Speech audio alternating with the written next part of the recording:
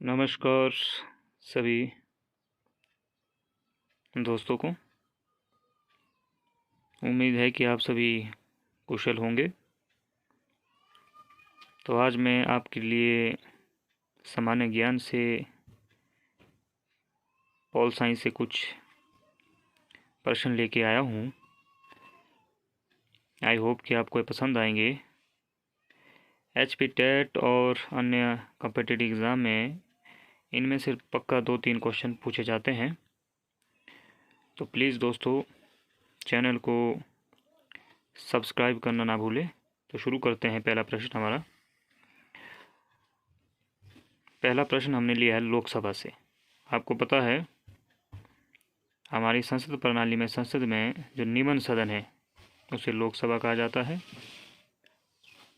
लोकसभा अनुच्छेद 81 में जिसका वर्णन है और जिसे संसद का निम्न सदन कहा जाता है।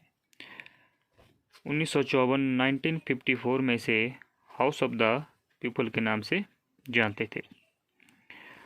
अब लोकसभा के लिए जो सदस्य आते हैं उनका कार्यकाल रहता है 5 वर्ष। तो ये आपने याद रखना है।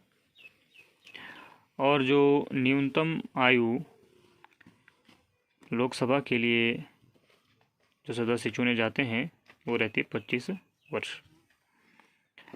अब बात आती है लोकसभा से आगे। लोकसभा सदस्यों की वर्तमान में संख्या 545 है और मैक्सिमम इसे 552 तक बढ़ा सकते हैं। अब जो आपने देखा होगा जिन प्रश्नों में पहले इस तरह का वर्ड लगा होता है वो एग्ज़ाम की दृष्टि से काफ़ी महत्वपूर्ण प्रश्न होते हैं। तो पहली लोकसभा महिला अध्यक्ष कौन थी? मीरा कुमारी। और जो अभी वर्तमान में है वो है ओम बिरला।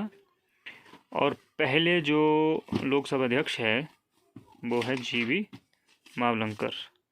ये प्रश्न भी बहुत महत्वपूर्ण बनता है, ज़रूर याद रखें इसे। शून्यकाल, ये भी काफ़ी बार पूछा जाता है। शून्यकाल क्या होता है? संसद में प्रश्नकाल और कार्यसूची के मध्य के समय को हम क्या कहते हैं? शून्यकाल कहते हैं।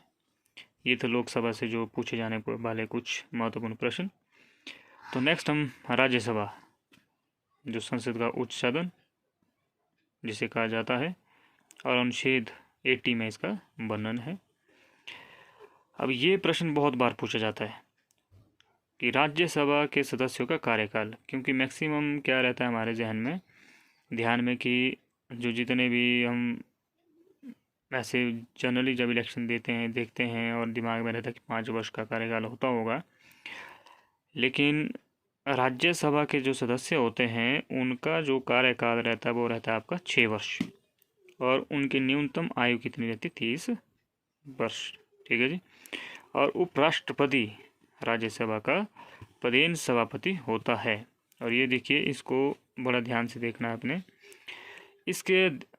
इसका जो कार्यकाल रहता है, ये अध्यक्ष होता है 5 वर्ष होता है, जबकि राज्यसभा के सदस्यों का कार्यकाल 6 वर्ष, लेकिन अध्यक्ष जो इसका होता है उसका कार्यकाल कितना है?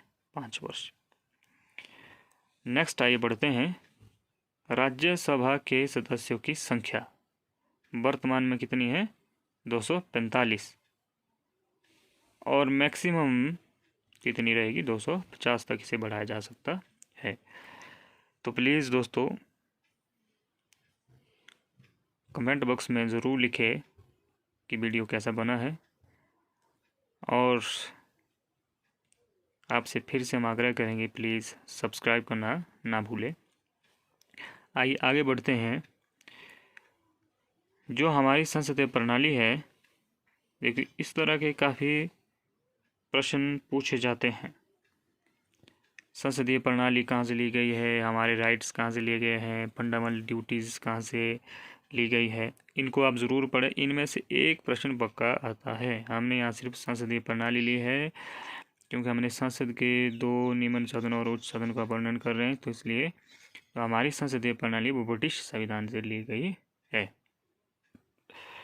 और ये भी बड़ा इंपॉर्टेंट क्वेश्चन है। राज्यसभा को, कई बार ऐसा ऑप्शन में आपको दिया कि भाई राज्यसभा को भंग किया जा सकता है प्रधानमंत्री के द्वारा या किसी और सदस्य के द्वारा, तो वहाँ पे ध्यान रहे राज्यसभा को भंग नहीं किया जा सकता। इस प्रश्न को भी आप ध्यान में रखें। वो प्रधानमंत्री बहुत बार पूछा जाता है जिन्होंने अपने कार्यकाल के दौरान संसद के अधिवेशन सत्र में भाग नहीं लिया। वो थे चौधरी चरण सिंह, जिन्होंने अपने कार्यकाल में एक बार भी संसद के अधिवेशन सत्र में भाग नहीं लिया। देखिए दोस्तों, ये बहुत ही इम्पोर्टेंट क्वेश्चन हम आपके लिए लाए हैं, तो प्लीज़ सब्सक्राइब करना ना भूलें।